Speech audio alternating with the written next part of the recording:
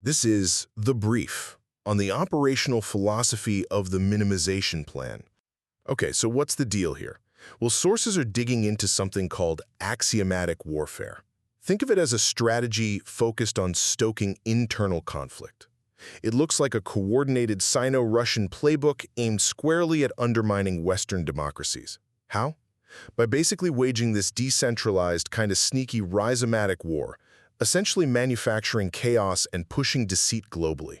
So let's break down how they're trying to pull this off. There are three main angles. First, they work to fracture the social battlefield. Picture three groups. You've got the maximizers, folks trying to build society up, the minimizers, who are actively pushing what the sources call the greater lie, and then there's the majority, the compliant, who are mostly passive. The goal? Overwhelm the compliant with so much noise and chaos that they reach epistemic nihilism. You know, the point where people just feel like truth is impossible to find. And that makes them way more open to authoritarian control. Second, the plan uses money and security stuff to cause what's called strategic exhaustion. Look at the AUKUS pact, that projected $368 billion cost.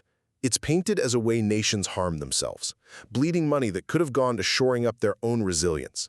And globally, China uses trade as a weapon, through things like trade-based money laundering and creating asymmetric interdependence, basically making countries rely on its market so it can then twist their arm politically with targeted economic pain.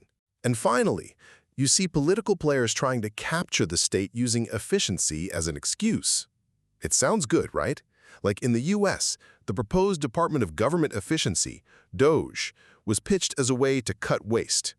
But the sources say the real aim was a political purge using the Scheduled Career Directive to remove job protections for civil servants seen as disloyal.